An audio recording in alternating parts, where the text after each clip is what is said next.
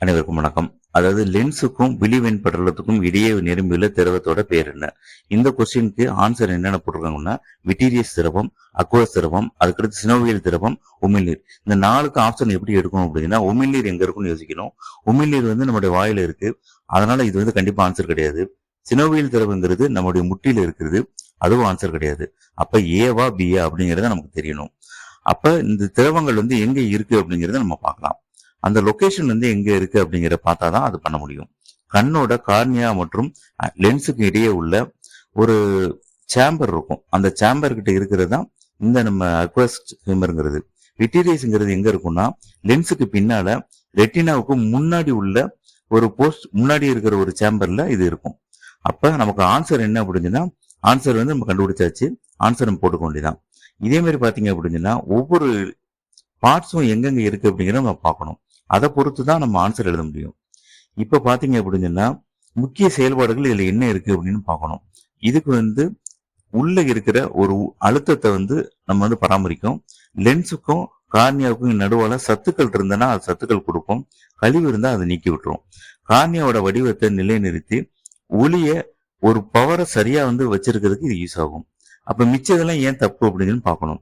விட்டீரியஸ் ஹியூமருங்கிறது லென்ஸுக்கு பின்னாடி இருக்கும், கார்னியாவுக்கு முன்னாடி இருக்காது. அதனால இது தப்பு. நமக்கு என்ன கேள்வி கேட்டிருக்காங்க, லென்ஸுக்கும் கார்னியாவுக்கும் இடையே இருக்கிற நிரம்பியுள்ள திரவம் தான் கேட்டிருக்காங்க. அப்ப ஆன்சர் பி தான் போடணும். சலைவா ஏற்கனவே சொன்ன மாதிரி வாயில இருக்கும். இப்ப நம்ம இந்த கேள்வி கேட்டாச்சு, நம்ம ஆன்சர் எழுதியாச்சு. நம்ம எப்படி படிக்கணும் அப்படின்னா, இந்த கேள்விக்கு மனிதனுடைய ஐஸ் பார்க்கணும். ஐஸ் பாத்தீங்க அப்படின்னா கார்னியாங்கிறது கண்ணோட வெளிப்புறத்துல இருக்கக்கூடிய ஒரு தெளிவான படலம். ஒளியை உள்ள அனுப்பி அந்த பவரை கரெக்டா வழங்கும். ஐரிஸ் இருக்கும். அந்த ஐரிஸ் கண்ணுல இருக்கிற நிறமுள்ள பகுதி அதுதான். இது பீப்பிளோட அளவை கட்டுப்படுத்தி அதிக ஒளி வந்துச்சு அப்படின்னா அந்த பீப்பிள் என்ன பண்ணும், சிறுசா இருக்கும். குறைஞ்ச ஒளி வந்தது அப்படின்னா பீப்பிள் பெருசாகும். அந்த பீப்பிள்ங்கிறது என்ன இருக்குன்னா, ஐரிஸ்ல நடுவில் உள்ள ஒரு துளை. அந்த ஒளி என்ன அப்படின்னா, கேமரா லென்ஸ்ல இருக்கிற மாதிரி ஜூம் பண்றோம் இல்லையா, அது மாதிரி வச்சுக்கங்களேன். ஒளி கண்ணுக்குள்ள செல்லும் வர வழி அதுதான். லென்ஸுங்கிறது என்ன பண்ணும் அப்படின்னா, பீப்பிளுக்கு பின்னால் இருக்கிற ஒரு தெளிவான ஒரு அமைப்பு. இது ஒளியை கன்வெர்ட் பண்ணி வர்றதை ரெஃப்ளெக்ட் பண்ணி ரெட்டினாவோட ஒரு படத்தை கிரியேட் பண்ணி இருக்கும். லென்ஸோட வடிவம் பாத்தீங்கன்னா, அது கரெக்டா எப்படி இருக்கும் அப்படிங்கிற மாத்துறது இங்கதான் மாத்தும். தொலைவில் உள்ள பொருளை ஈஸியா பாக்குறதுக்கு இதுதான் யூஸ் ஆகும். இந்த ரெட்டினாங்கிறது ரொம்ப முக்கியமானது. கண்ணில் உள்ள பின்புலத்துல இருக்கிற ஒளியை உணரக்கூடிய திசு இதுதான்.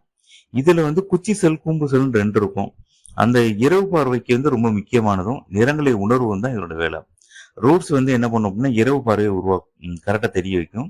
கோன்ஸ் நிறங்களை உணரும். இந்த நிறங்களை உணர்றதுல மனித கண்களுக்கு அதிகமான சக்தி இருக்கு. அது ரொம்ப முக்கியமானது. பிசிக்ஸ்ல அதை நீங்க படிப்பீங்க. அதே மாதிரி இரவு பார்வை மனிதனால பாக்குறதுக்கு கம்மியா தான் பார்க்க முடியும். இதே இது விலங்குகளுக்கு பாத்தீங்க அப்படின்னா அதோட பவர்ஸ் வித்தியாசமா இருக்கும்.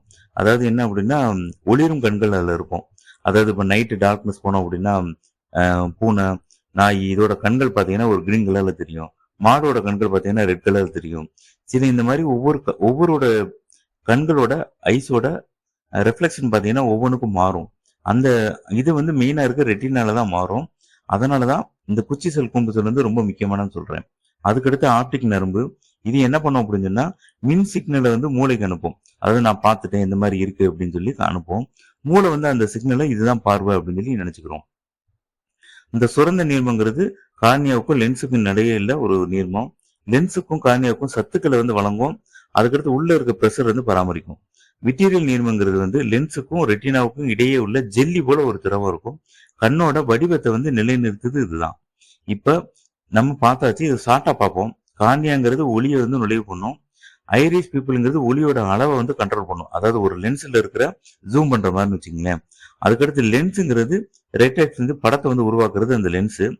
ரெட்டினாங்கிறது என்ன பண்ணுவோம்னா ஒளியை உணரும். ஆப்டிக் நர்வுங்கிறது மூளைக்கு தகவல் அனுப்பும். இது மாதிரி கண்ணோட வடிவத்தையும் சத்துக்களை பராமரிக்கிறதுக்கு தான் இந்த ஏ அண்ட் பிங்கிற திறமை இருக்கு.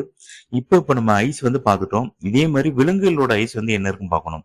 அதாவது நம்ம பார்த்தது எல்லாமே பயாலஜில பார்த்துருக்கோம். இதே இது பிசிக்ஸ்ல நீங்க பார்க்கணும்.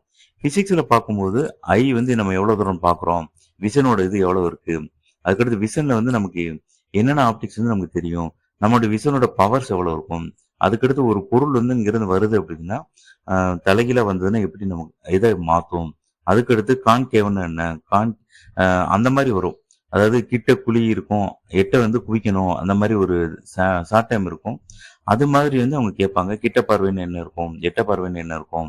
அதுக்கடுத்து இதே இதுல வந்து மிரரோட செயல்பாடுகள் இந்த கண்ணில் வந்துடும். ஏன் அப்படின்னா இது எல்லாமே ஒண்ணுக்கொண்ணு தொடர்பான கேள்விகள். இந்த மிரர் வந்து பாத்தீங்க அப்படின்னா, இப்போ வந்து ஒரு லைட் இருக்கும். பின்னாடி இருக்கிற பொருளை வந்து ஈஸியா நம்ம கார் கண்ணாடியில யூஸ் பண்ணுவாங்க. இது வந்து நம்ம என்ன பண்ணுவாங்க, எஸ்எஸ்சில ரொம்ப முக்கியமா கேட்பாங்க. ஏன் அப்படின்னா, நம்முடைய எவ்ரிடே சயின்ஸ் அப்படின்னு சொல்லுவாங்க. இந்த எவ்ரிடே சயின்ஸ்ல தான் அதிகமான கேள்விகள் கேட்பாங்க எஸ்எஸ்சியை பொறுத்தளவு. அப்ப நம்ம எல்லா எக்ஸாமுமே அதை ஓரியன்டா தான் இருக்கும். அதாவது நீங்க டிஎன்பிஎஸ்சி எடுத்தாலும் சரி, நீங்க வந்து டெட் எடுத்தாலும் சரி, எவ்ரிடே சயின்ஸுக்கு ரொம்ப இம்பார்ட்டன்ஸ் கொடுப்பாங்க. அப்ப கண் வந்து எப்படி இருக்குங்கிறது நம்ம பார்த்தாச்சு. பிசிக்ஸ்ல எப்படி இருக்கு, சுவாலஜில எப்படி இருக்கு அப்படிங்கிறது நீங்க படிக்கணும். அதுக்கப்புறம் மனிதனோட ஐயை பார்த்துடுறோம். மனிதனோட ஐயில இருந்து விலங்குகளோட ஐ வந்து எப்படி டிஃப்ரெண்ட் இருக்கு அப்படின்னு பார்க்கணும். இந்த மாதிரி தான் நீங்க படிக்கணும். ஒரு கேள்வி கேட்டாங்க அப்படின்னா நம்ம கொஸ்டின் ஆன்சர் முடிச்ச உடனே கொஸ்டின் பேப்பரை தூக்கி போட்டுறக்கூடாது. அதை எடுத்து அந்த ஒரு கேள்வியை நீங்க இப்படிதான் படிக்கணும்.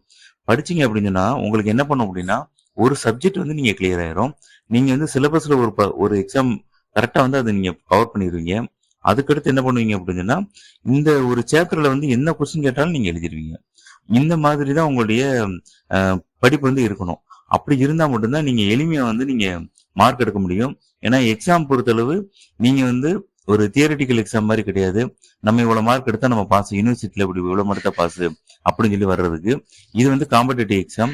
ஒரு கொஸ்டின்ல நிறைய பேர் வெளியே போயிருவோம். அதனால ஒவ்வொரு கொஸ்டினுமே ரொம்ப இம்பார்ட்டன்டானது. அந்த ஒவ்வொரு கொஸ்டினுக்கும் நீங்க இப்படிதான் படிச்சீங்க அப்படின்னா அது வந்து உங்களுக்கு கலர்ஃபுல்லா போயிடும். இல்லைன்னா ஒரே சப்ஜெக்ட் பார்ப்பீங்க, அது வந்து யூனிஃபார்மா இருக்கும். ஒரு ஸ்கூல் புக் படிக்கிறீங்க, 6ஆவது புக் படிக்கிறீங்க, 7வது புக் படிக்கிறீங்க அப்படின்னா யூனிஃபார்மா படிக்காதீங்க. ஒரு சப்ஜெக்ட் வந்து எடுத்துட்டு அதே சப்ஜெக்ட் 7வது புக்ல இருக்கா, 8வது புக்ல இருக்கா, 10th இருக்கா அப்படின்னு நீங்க பார்க்கணும். அதே ஐஸ் வந்து எங்கெங்கெல்லாம் இருக்கு அப்படிங்கிறத நீங்க தொகுத்துறணும். தொகுத்து இப்ப ஐஸ் அப்படின்னா அந்த ஒரு சப்ஜெக்ட் எல்லா ஸ்கூல் புக்லயும் நீங்க முடிச்சிருவீங்க. முடிச்சீங்க அப்படின்னா நீங்க ஆட்டோமேட்டிக்கா முடிஞ்சிடும்.